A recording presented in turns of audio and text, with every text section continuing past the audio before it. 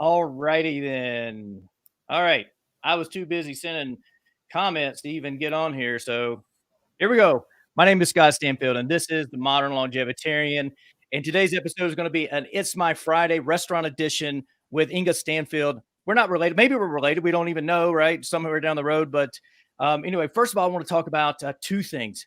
One is Spirituality Gone Wild, and I'm so happy to be part of this group and this network with Debbie G and all the other co-creators. There's so much momentum being built here, and I put a link in the show notes or in the comments about joining the Untamed Club. And so go check that out, where there are over 20 other co-creators just like me who have, and with this $22 a month, you can get a free 5-day course from such greats as Andre Lynn and Steve Weber, and Radiance has one on emotional intelligence, and so it's just a super cool way for for you to even tap into this and get ongoing training from co-creators that talk about law of attraction, talk about health like I do, and all these different things. And even Steve Weber is going to talk about in his American Gumption is the life lesson from the movie Forrest Gump. And so super cool information there. The next one is the law of momentum. And this is from John C. Maxwell's book, The Law of Momentum, or 25 Irrefutable Laws of Leadership. And my favorite two laws are, one, the law of the lid, and the other is law of momentum. Yesterday, my wife and I started doing the fasting mimicking diet, and I also hit all the marks it took to in my book on getting sleep. And today I'm on fire. I'm telling you, I'm jacked up, and I'm super excited about this. And I've already got my cold shower in, did breathing exercises, all those things. And so here we are on the show. And so I could go on and on and on. So if you want my book, you can go to my website, strongforlonger.com. A pop-up will come up. You can click on that, or it's even in a little sidebar. Click on it and go read about the book. Or you can go to sleep.strongforlonger.com, take you to more information about the book. And while it's still available for free download before we put it up on Amazon in paperback form for sale. So anyway, without any further ado, I want to bring on Enga here, and we can get started. And here we are. So from the Making Dough Show, owner of multiple restaurants with her and her husband. Also, she's a mom, she's a wife, she's got all these things going on. And so I just want to, Enga, thank you for coming on the show today. Sure. Thank you for having me. Love to see where this talk goes, and I'm excited about it. Yeah, we didn't do a lot of pre-planning. And, I love restaurants, and that's a great thing about restaurant people like you and me. We interview people a lot, right? Because turnover is high in our world, right? And so we don't need a lot of prep when it comes to saying, hey, let's interview somebody, right? And do this. Definitely. Yep. So first of all, tell us about your restaurants, where you're located. Let's start there. Sure. So we are in Schertz, Texas, which is very close to San Antonio, Texas. We have a couple restaurants here. We're in the pizza business. We love eating pizza. And we've opened our restaurants in 2014. So we've been at it for the last 6 years. And prior to the restaurant, we had both my husband and I were engineers. He's a civil engineer and I'm an electrical engineer. So somehow we ended up here, and it is tough, but we love it, so we keep going at it, especially during this year, we just all the unknowns and all the crazy stuff, but we love doing it. So it's a privilege to be in this industry for sure. Right. My very first major that I went in when I started school was engineering, mechanical engineering. Oh, wonderful. Yep. And that had to do with the fact that I've been racing go-karts for, my whole life. Started at age 7 and was working as a fabricator, and I love designing things, and I love the design side of things and that type of stuff. And I had this idea that I wanted to be a car designer or something along those lines. I probably should have gone for like design more than engineering. Right. But my point is that engineers really look at the entire system. Right. Mm-hmm.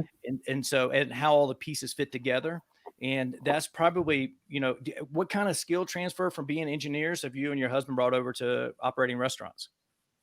A lot, actually. In the beginning, it was kind of disappointing. You think that, you're leaving one industry for the other, and you spend so many years, in college and a lot of math and stuff. But however, it's been incredibly useful, the information learned. One is looking at the numbers objectively, I would say, is one of them, and not being emotionally attached to the numbers, being data driven.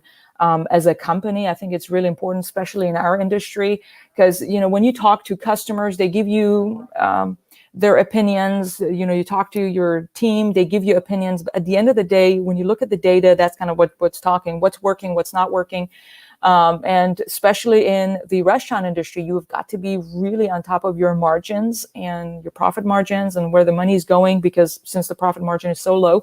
So it's been really useful putting up spreadsheets. We created a lot of manuals that I studied, like in tech writing, created like a kitchen manual, front of the house manual. We create ops book, operation manual, different stuff like that anybody can do. But it would take us less time, I would say. Just having that experience a little bit, we were able to be faster at getting those things in place.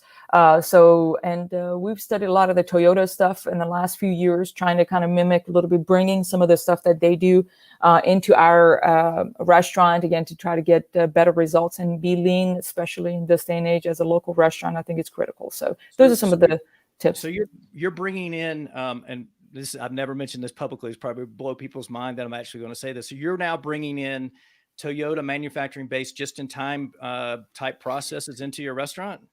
Some of the ideas. So we get those ideas and we apply them to what we do. So for example, they do standardize different tasks. So we tried doing those. And again, I'm not saying we're doing it perfect at all. You know what I mean? It's a ongoing process that we're trying to improve upon. But those are some of the things. So one of the things we do, it's called like a visual control board, is very common in manufacturing. They track certain numbers. So for example, we track our labor every 30 minutes. Our team has to write it on a board. So it's a visual control board. It's a fancy name for nothing, a whiteboard, and you write stuff on it. But so some of the little things that we found to be incredibly helpful, applying them to the restaurant industry. Right. The same with me, right? When my second major was to be a machinist, right? And we learned about, just in time manufacturing processes. And for those of you who don't know what this is, actually, after we blew up Japan in World War II, we went in and rebuilt it, and we taught them how to do this. And our American manufacturers wouldn't adopt this type of manufacturing. So let's say, just to give a quick example, is that Toyota knows they're going to build 42 Corollas today. Well, that morning, they have no inventory to build those 42 Corollas. That they get deliveries in the morning that they need this many bolts to put this many doors on and all these things. So everything's delivered in the morning, and they build the 42, and at the end of the day, there's very little inventory left over, right? And so, but that's unlike a restaurant, you don't know if a bus is going to show up and drop off a bunch of people. Or I saw a post on Instagram that the last restaurant that I was a GM of, that somebody ordered 23 orders of mashed potatoes to go, right? And that was the only thing that they ordered. And so how can you even know that somebody's going to order 23 mashed potatoes? That may be like what you're going to serve the whole night or the whole day, right? And then it orders that. But anyway, that's what really happens with just-in-time manufacturing. And it basically helps you figure out, like, hey, I'm going to serve 9 of these salads today. So it teaches you how much to prep for that and those type of things. I've incorporated that and shared that with chefs over the years. And so it's super cool to hear you using elements of that. And I'm not the only one that actually has brought that type of talk about, because working in a production facility and understanding production and those type of things, it really, really helps, because that's what really a kitchen is, right? It's a production facility. Yeah. It is, what we do is manufacturing and retail ultimately, because, you're selling the product in the front of the house, and then retail wise, and then you have the manufacturing in the back with a ticket time of 10 to 15 minutes. And that product goes bad if it just sits there, more than what I mean? So that's the industry we're in. So yeah, absolutely. So why pizza? Was it any numbers or data driven for choosing pizza, or it just happened to be you like pizza? Or I'm trying to figure out, because I know pizza traditionally runs a better food cost than, like, I've ran steakhouses for the last 12 years. So is there any reason why you chose pizza? It's not one of those reasons. We somehow stumbled on the pizza, obviously. So I'm Iranian myself, so we eat a lot of rice, and so always on taking, whenever I cook pasta, just because it was going to be something special, when I lived with my folks and back then. So it was like eating pasta and stuff. It was kind of the special thing. So I obviously always loved, and I love Mediterranean and Middle Eastern cuisine for sure. But I always loved the Italian cuisine, between pastas and making fresh pastas, making pizzas and stuff. But when an opportunity came up, when we're thinking about maybe entering this industry, and we lived in New Mexico, wanted to move to Texas. There are websites where you can look up what restaurants are listed for sale, and so that's what we went based off of, and what was in our budget. We sold our home and we bought this restaurant. It's in fact not that expensive to buy a restaurant. So this was available, and somehow one day to the next, we ended up owning this restaurant with like 7 staff, and my husband and I, we did not know how to stretch dough. We did not know how to cut a pizza. We literally started from below zero, and we had never worked a day at a restaurant, both of us, in the past either. So, Oh, yeah. wow. Right. So not even during college, you didn't wait tables and do any of that stuff. You just said, "Hey, I'm just No, going to we buy." worked, but not in restaurant. I mean, I worked during college to pay for college and stuff, Right. but not in the restaurant. Never did that. Mm. So I see the smile on your face. You must still enjoy it, right? So you learn to, the thing is, same as, when you're a parent, it's not all going to be rosy. They're going to be, I have a 3-month-old, and you mentioned sleep in the beginning, and I was like, oh yeah, sleep, because I have a 3-month-old, and I get up every hour and a half to feed him and all that. And that's fine. It's a season, of course, but it is hard. I'm not going to say restaurant isn't. It is hard. It's unpredictable, with staff. People come and go, they quit, and all kinds of stuff happens. But it is a lot of fun. It is high intensity, so we love it in that way. You learn the whole experience. You got to learn the whole experience instead of just in a micro level looking at little things. right. You need to step back and look at all the stuff that you're learning and what you're able to do. I think being in our industry, you can have great impact in the community because you're in close contact with thousands of people that go through your restaurant versus maybe an insurance person or whatever. The number of people that we're able to touch per se and on a weekly basis. So it's astounding. So we love doing that as well. Yeah. I saw a meme the other day, and it says, "I don't want to sleep like my baby. I want to sleep like my husband." So I know. Exactly. I I think there's understand. I think there's still a little hard feelings about how hard I slept when our kids were That's younger right. versus how Yeah. my wife was able to. So we don't really talk about that much. And so when I decided to write a book on sleep and talk about sleep as the strongest supporting pillar of modern Mhm. vegetarian, I don't really bring it up when I'm outside the office. It's like it I mean, doesn't it come is up. a season. It is tough, but it is for a season. It is what it is. Yeah. Yeah, yeah. Our kids are older now, 18 and 13, so we don't really have to worry about those things. But on a rare occasion, if there's a nightmare or something along those lines, but I understand. yeah, I get it, right? I totally get you got a lot going on. You have enough going on just between your family and 2 restaurants, and you also have a podcast, the Making Dough Show, Mhm. as well. So where do you find the time?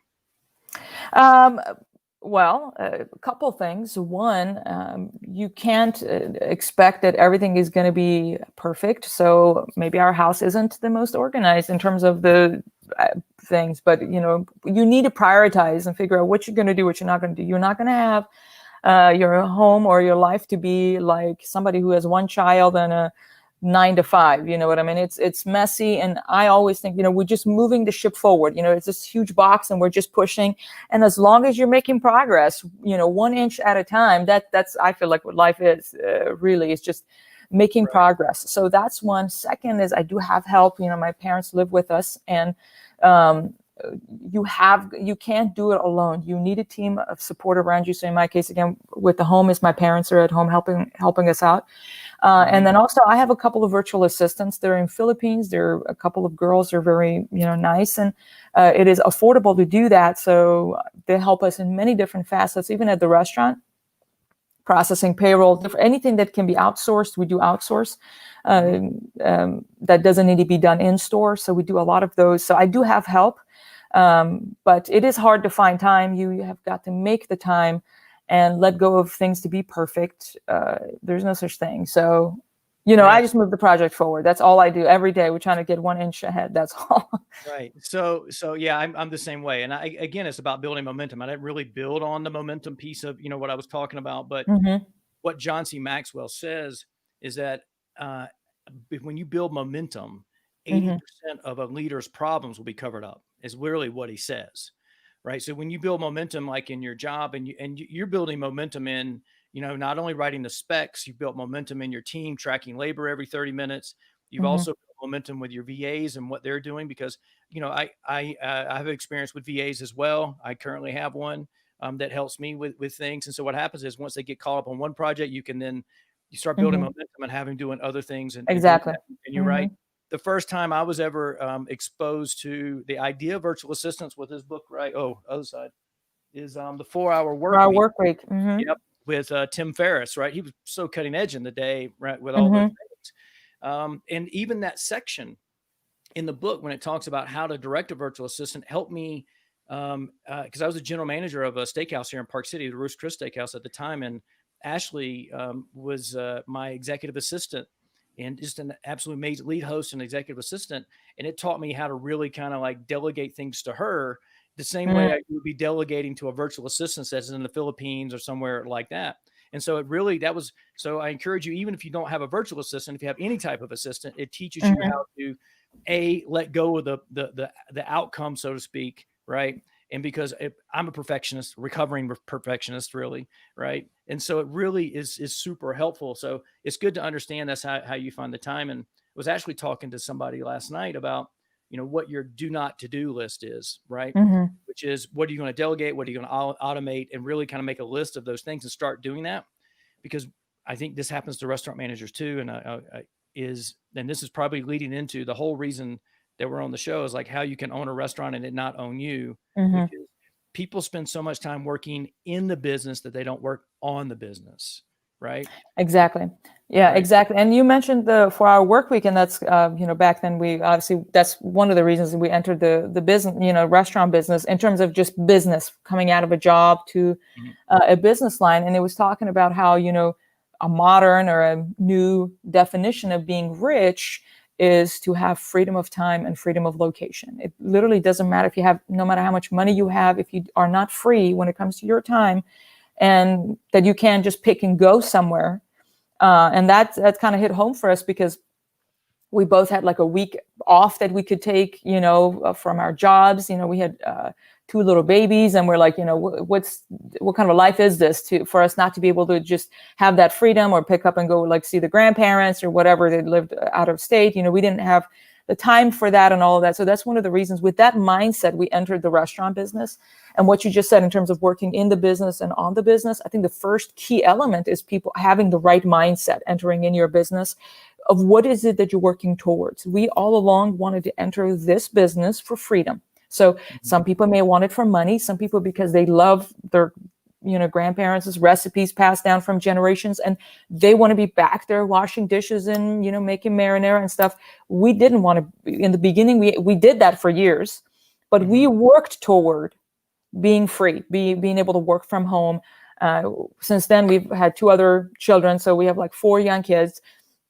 We wanted to homeschool. We wanted to travel. So I think, it's good to know what it is that you want and work toward it. It may take a year, 2, 5, but if you don't have that mindset and every day not moving toward it 1 inch at a time, you will never build momentum to achieve that which you want. But we entered this, our business, because we wanted to be free. And I would say that we are. I mean, I'm able to be home if with a baby, and we do still work a lot. I think people get confused. That doesn't mean that you don't work much, especially owning a business. You work all the time, and in your head, you're working all the time. I'm going to bed, I'm thinking about it. Weekends, I mean, we're in the restaurant business. There's no, it's all the 7 days a week, but you have the choice of when to work on what. And it's always looking at your priorities, projects that I'm working on. I look at the return on the investment of my time, of the project, where is this taking the company and all of that. So it's an ongoing process. But again, going back to, I believe that every restaurateur deserves, owning a restaurant that doesn't own them. That's what we wanted to do. Some people are into that. So I'm hoping that those who are into that would want to tune into the show for that. Some people know, they're like, what? I like to work 100 hours a week. Yeah. And that is fantastic too. Some people do, that's their Right. second or first home, that they want to be there. So it's just people's visions are different, and they're in different seasons of life. We have young children. Some people may be empty nesters. It is all different. So it's Right. important for somebody to know, how do you define success for yourself? How do you define, what is your vision and where are you going and how are you getting there? Right. And that goes back to, I did a show Monday a week ago. It was on your future self, right? And really is what you're explaining is having this vision 3 years from now, or maybe 5 years from now, where you expect to be. And for you, it's with your business. Now I use that analogy with, where do you see yourself physically or your longevity? So I say, where do you see yourself in 3 years from now? Where do you see yourself maybe 1 year, 3 years, and 47 years from now, right? And so a lot of people don't think in those terms, like where are you going to see yourself like in 47 years? But when I started the Modern Longevitarian, I was like, how can you start a brand on longevity and not think about how long you're going to be? And so even with you're thinking about freedom of location, freedom of time, and you probably also have some sort of exit strategy built in, maybe in the distant out in the distance as well. I know that, gosh, when I was in, I've managed restaurants for almost 30 years, right? I mean, I started as a dishwasher, and in 90 days I moved to manager. I worked my way all the way through the Oh, kitchen. wow. Yeah, it was really quick, right? And too fast in a lot of ways. But I was transferring a lot of skills, manufacturing skills in the kitchen, and leadership skills from racing go-karts and winning championships and that type of stuff. And then I had a lot to learn about people at that point, because I was introverted, I was shy. I was like, then I had to learn the front of the house, and it was some hiccups for sure. But I definitely, it took me a long time to learn the whole process of, hey, I don't have to work, 50, 60, 70, 100 hours. I've worked 100-hour weeks before, right? On holiday weekends. I've done it. And when you get kids, that builds new perspective for you, right? I managed restaurants for, 8 years before I actually had my first kid. Right. So, it was a big adjustment for me, because I was used to just working all the time. Right. And here's the worst thing about it. If you're working all the time and you got 2 days off, the first day you sleep. And then the second day you actually get ready to go back to work for another week, right? You're washing all your clothes and mowing the lawn. I mean, yeah, you're doing yeah. everything, right? So it's like it's not like you really get a day off. You're just like, you're laying on the couch, sleeping, with the lights off and the blinds closed the first day. And then the next day you're getting ready to go to work. And when you have kids, you can't do that. You can't just shun them off all the time and do that. So I commend you for building all these systems in place. And I, Tim Ferriss has been such a big influence on me. I've been listening to his podcast since almost day one. I was commuting in California in a manager and training program, and had a rental car that had had smartphones, and you could stream and plug it in, and I was and I had time to listen to all these podcasts, listen to mainly Tim Ferriss at the very beginning, and I've learned a lot of stuff from him, and this is one of the things. So what other advice do you have for people who where their restaurant owns them, right? What are other tips you learned along the way about how to break free and work on the business versus working in the business? Absolutely. So this is something that we do often, my husband and I, as in quarterly, for sure, a good session every year. And that is we write our frustration list. And so each person comes up with, what are you frustrated with, or with different things in your business, and for us, obviously in our restaurant. And we look at, okay, what are the top 3? Because one of the things that happens in our industry, obviously it's very stressful as well. So frustration is adding stress, it's being a thorn to your side. So it's important to know those things and have it in your forefront.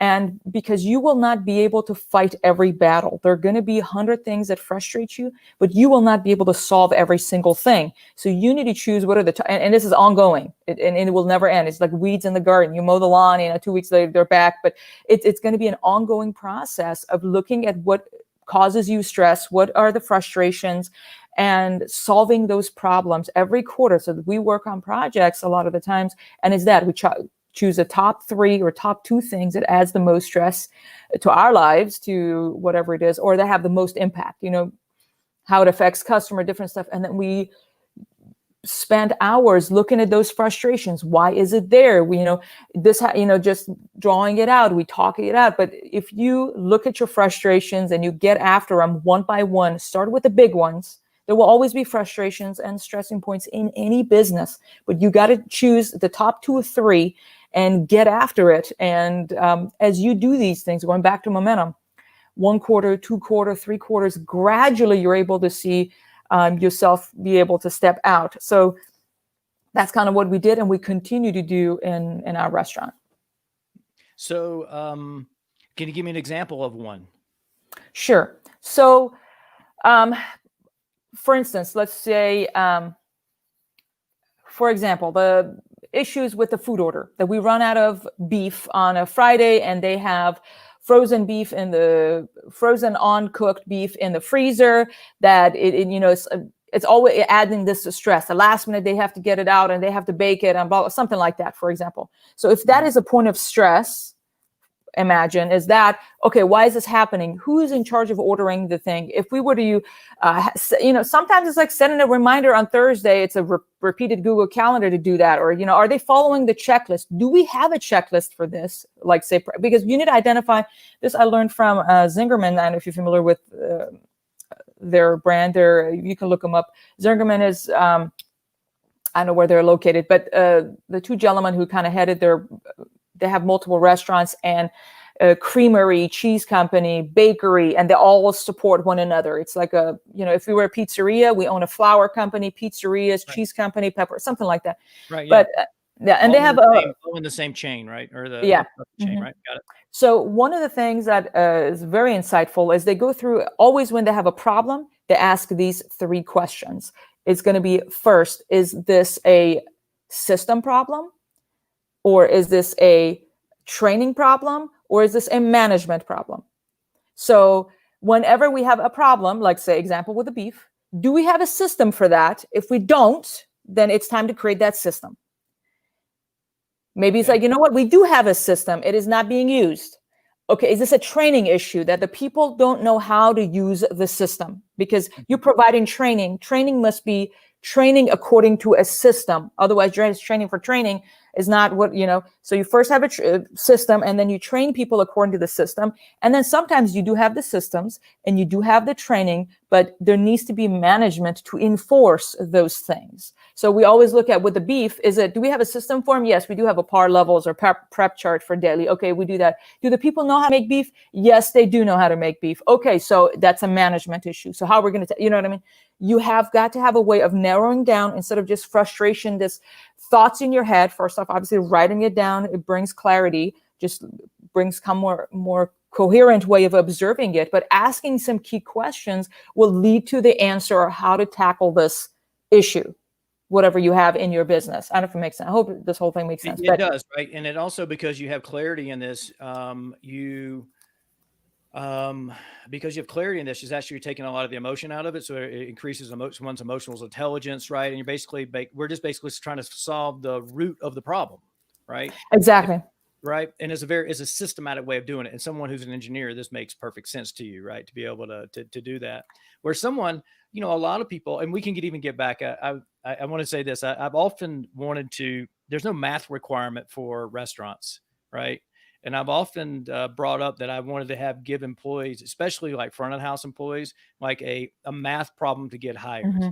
Like there's a party of 8. They want to split their check 4 ways equally, but one person has $100 gift card. The check is this amount. How much do you charge each card for? Right. And have them do something like that. And actually, I interviewed on the Restaurant General Manager podcast, Professor Bruce Tracy from Cornell University, who co-authored a study on the cost of turnover in hospitality. And so we talked about all of these things, right? We've talked about, the cost of turnover. We talked about hiring the right people. And then we talked about how to hire people like as Danny Meyer does with this mm-hmm. hospitality factor and those type of things. And I mentioned this to him in the podcast, and it's like, it'd be really cool if you could gamify that in a way to mm-hmm. help pick people who not only have the right character for the job, but also have the mathematical chops to be able to give great customer service on that side of it, instead of like messing up, swiping somebody's card for the full amount, those type of things, right? It's been, with that, but I love this, right? And we've got a couple of things coming in from Mike Hernandez. He actually said that he's got a question he wanted me to ask you, but he also said first that you're an expert when it comes to customer service protocols.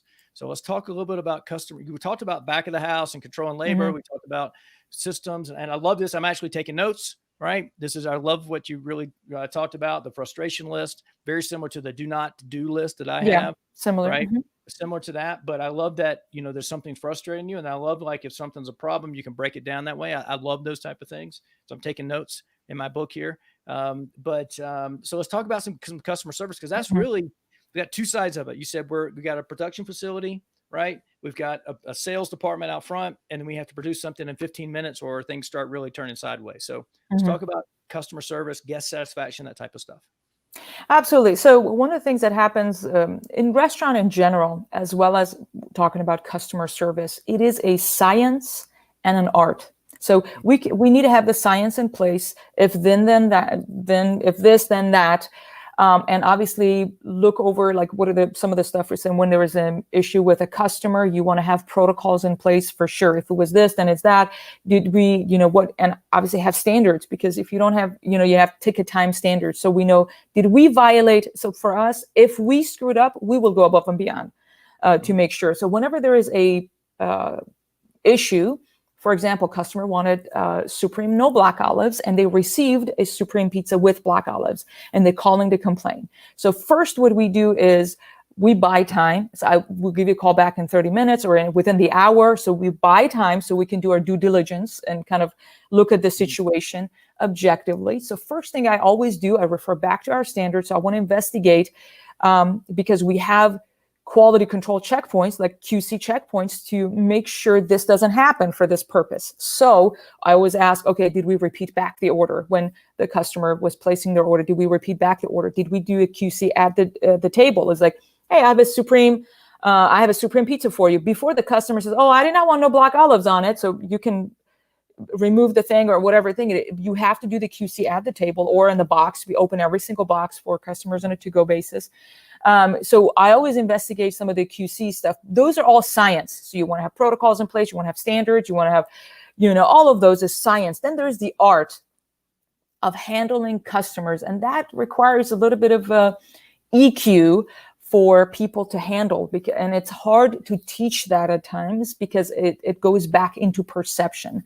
How people perceive you, our servers, do they perceive you to be very young? And you know what I mean? That happens because we hire a lot of young people and they don't understand how they're being perceived. And I tell them perception is reality. A customer says that you were rude. It's not because you were rude, you were perceived rude.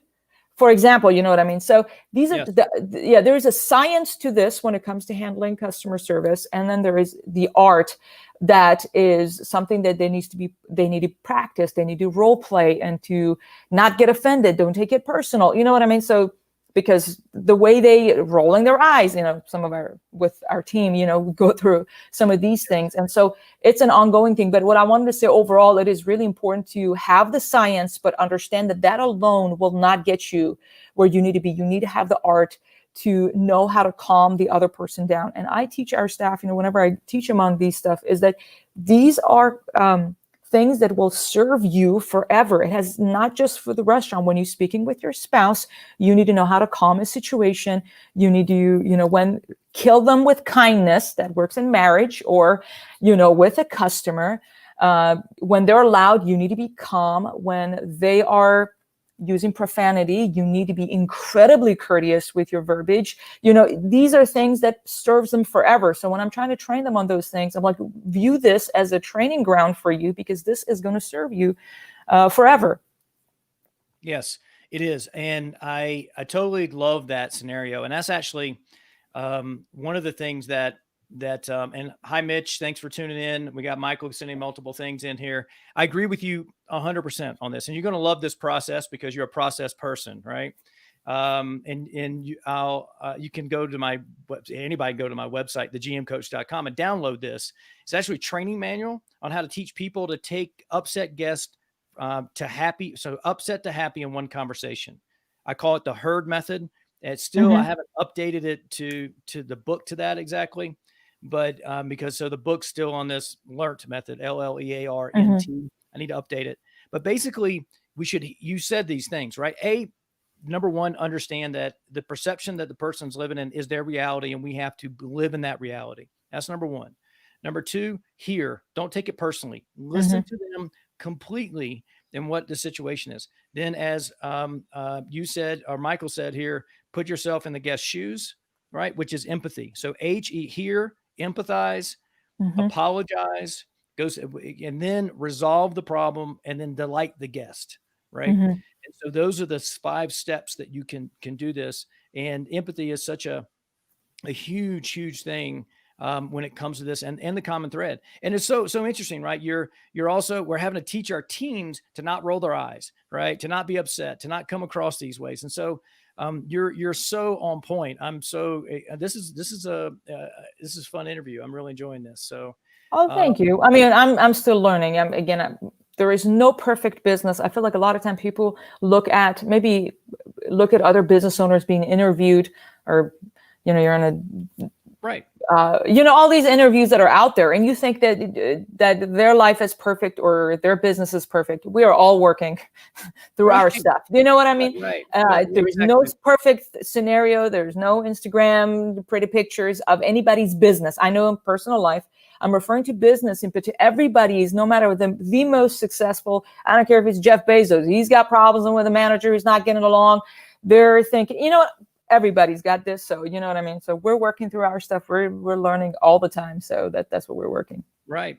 And here's the thing. And I just encourage you to go, because you would love the process, right? Of the sequencing of doing this: hearing, empathize, and apologize, resolve, Yeah. and the lighting. You love the process, and all these things they're in there. And I learned this working in the hotel world, right? I mean, because the hotel world teaches this. When I was a director of restaurants for the Hilton, and then also the director of food and beverage for a Marriott Autograph property.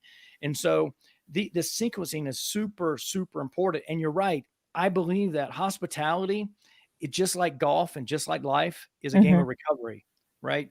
There is, we're hiring people, we're training people a lot of times that don't have experience, right? Into these entry-level positions. We're then putting a lot of stress on them, the heat of the kitchen, literally and figuratively, right? We're doing that. Yeah.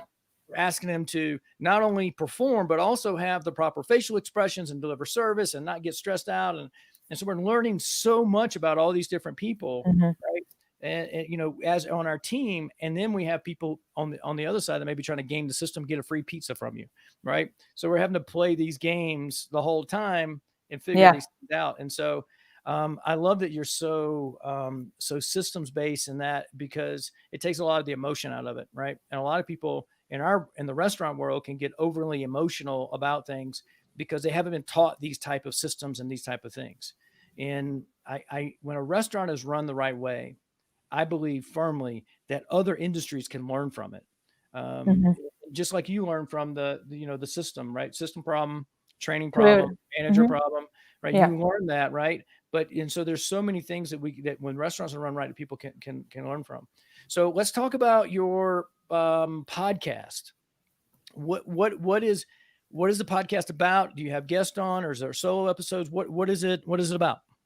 Sure. Making dough show is kind of, again, we make a lot of dough, literally kind of, we make a lot of dough at the store. So just call it Making Dough Show. It's kind of obviously the restaurant. But my focus with our podcast is focused on growing sales. Obviously, I answer folks' questions, and we go over different stuff, customers, different variety of things. But I do think that there are two things that are really important. If sales are good, my husband and I, we back in the day, years ago, we would come home after like a 12-hour shift. You know how it is. The bottom of your feet, you feel like needle, and you got yelled at. The things crashed and burned. You know how it is with the restaurant on like a Friday night.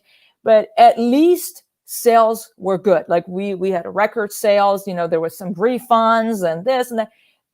When you put your head on the pillow, you know what? At least we had good sales. I felt like having good sales can cure almost all of your problems. You can get people.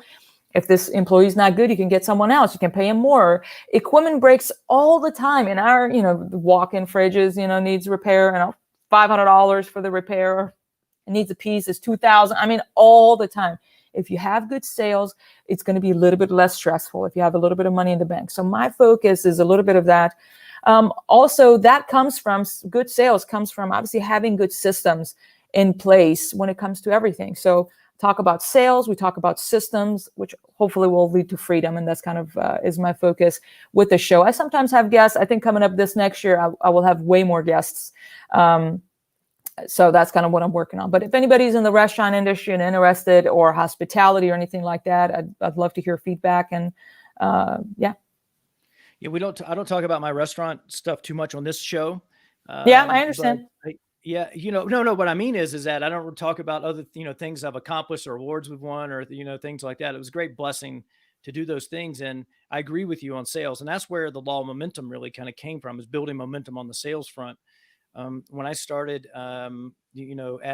we did win an award. My first year, I was at the Roost Chris Steakhouse here in Park City. We were the fastest growing franchise, and there were 80 franchises. And so we grew top line over prior year by 22%. Wow.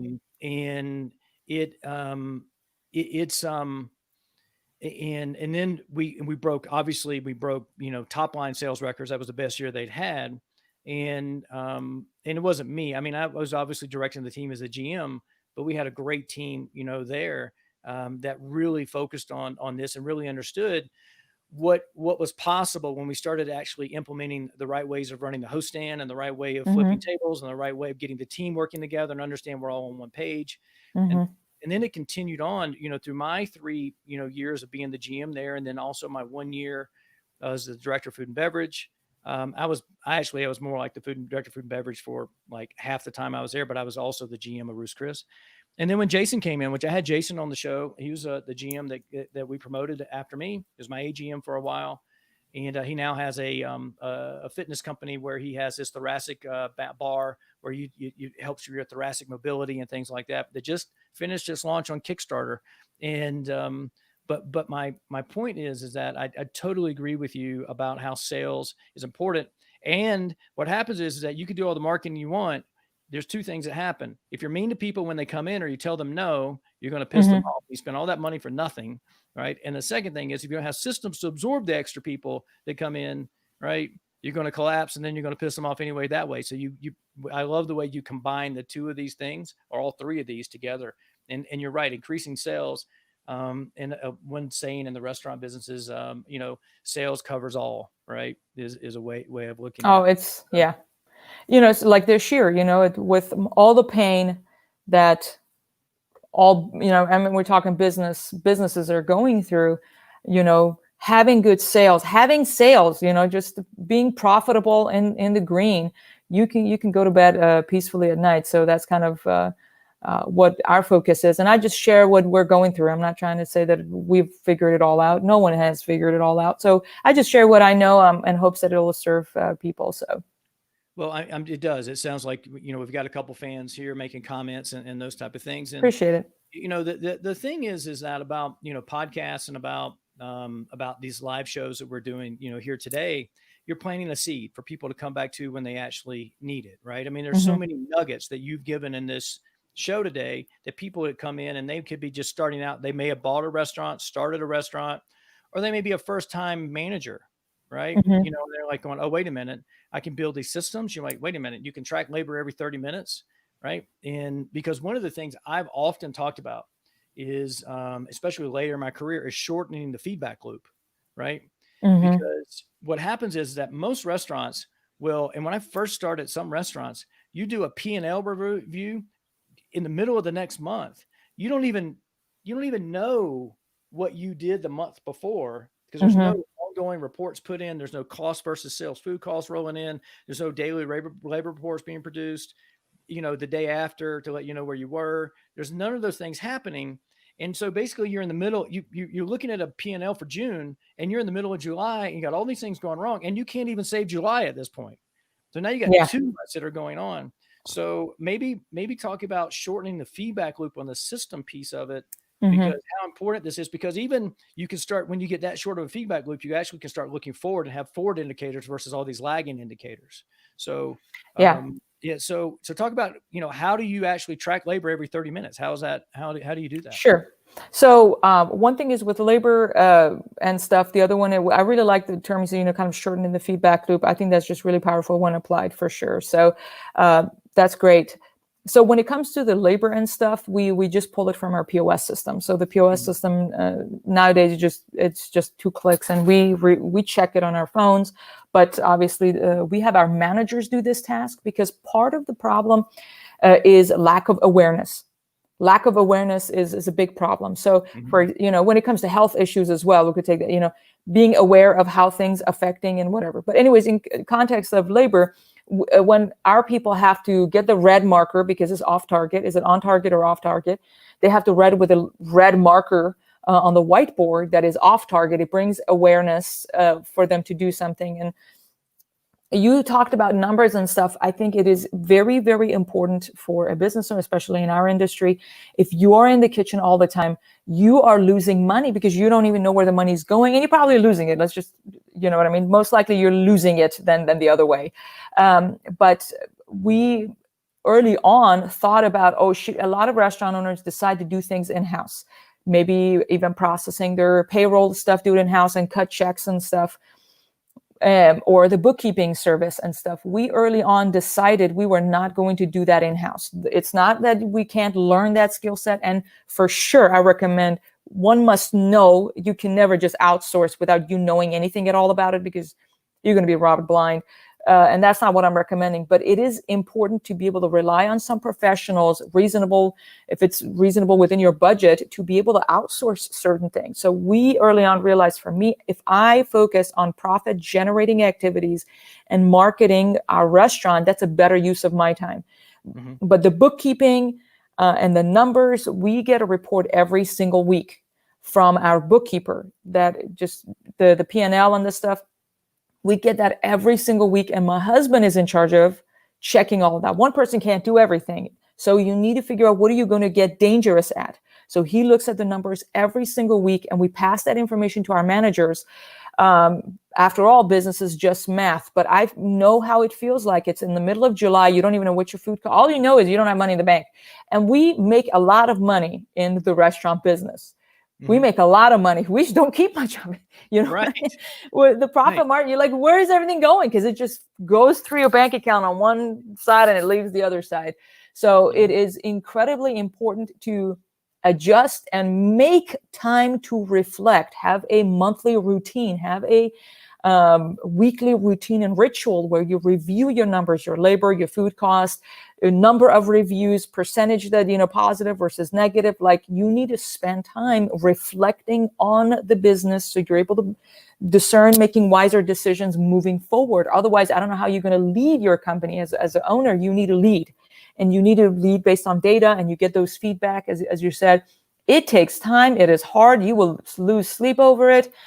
And it is what it is. If you want to be successful, especially in the beginning, you need to make sure that those things are in place for sure.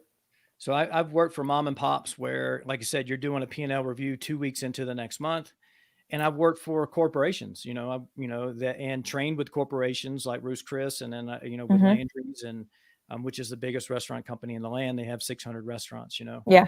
In those corporations, you're doing a weekly full, like what some restaurants do once a month.